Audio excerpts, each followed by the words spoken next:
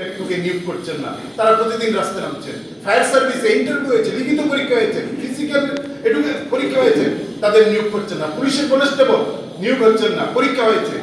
এসপিউর পরীক্ষার জন্য শত শত ছেলে মেয়ে প্রতিটা থানাতে লাইনে দাঁড়িয়ে, সকালে লাইনে দাঁড়িয়েছে, রাত্রি পর্যন্ত লাইনে দাঁড়ানোর পর এখন আর ফর্ম জমা দিয়েছেন, অ্যাপ্লিকেশন করেছেন, এসপি নিয়োগ হচ্ছে না। পুলিশ এক্সিকিউটিভের কথা অনেকে বলেছিল, আমরা শুরুতে বলছিলাম এটার মধ্যে দিয়ে নানা দুর্নীতি হবে, কিন্তু আমরা দেখছি পুলিশের এক্সিকিউটিভ নিয়োগ করছে না।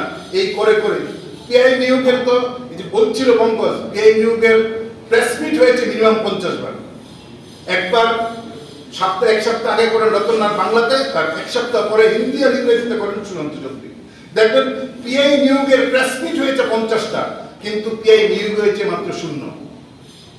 ইঞ্জিনিয়ার 2017 সালের পর রাজ্যে একটা ইঞ্জিনিয়ার নিয়োগ নেই, কিন্তু আমাদের যে এনআইটি আছে, আমাদের যে পিআইটি আছে, বামফ্রন্ট সরকার তৈরি করেছেন, আমাদের যে প্রতিটা জেলাতে পলিটেকনিক কলেজ আছে, আমাদের যে প্রতিটা মহকুমাতে কেআইটি আছে, আমাদের যেখানে সভাটা করছে তার পেছনে মহিলা পলিটেকনিক আছে। হাজার হাজার ছেলে মেয়ে রাজ্যের বাইরে থেকে পড়াশোনা করে ইঞ্জিনিয়ারিং ডিপ্লোমা ডিগ্রি পাস করে বেরিয়ে এসেছেন। একটা ছেলে মেয়ের চাকরি নেই। 2017 সালের পর একজন ইঞ্জিনিয়ার রাজ্যের সরকার, এই সরকার নিয়োগ করেনি। নার্স নিয়োগ বন্ধ, আউটসোর্সিং এ নার্স নিয়োগ হচ্ছে। বিদ্যুৎ দপ্তরে নিয়োগ বন্ধ, আউটসোর্সিং এ বিদ্যুৎ দপ্তরে নিয়োগ হচ্ছে।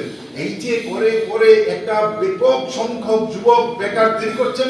এই বেকাররা একটা সময়, একটা অংশের বেকার, সবাই না মনে করছেন আর কি হবে, সামনের দিকে একটা অন্ধকার ভবিষ্যৎ, আর এই অন্ধকার ভবিষ্যৎকে তলিয়ে যাওয়ার জন্য একটা সুন্দর নেট, একটা জাল, মাকড়সার জাল গোটা রাজ্যের উপর বিছিয়ে দিয়েছেন। তার নাম হচ্ছে নানা ধরনের নেশা।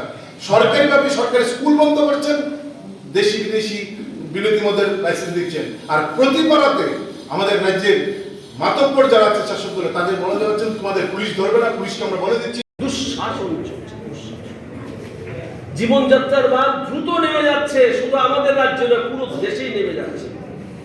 ধনী দরিদ্রের ফারাক বিশাল হচ্ছে। রাষ্ট্রীয় সম্পদ কর্পোরেটদের হাতে লুটে পুটে সব নিয়ে নেওয়ার চেষ্টা করছে।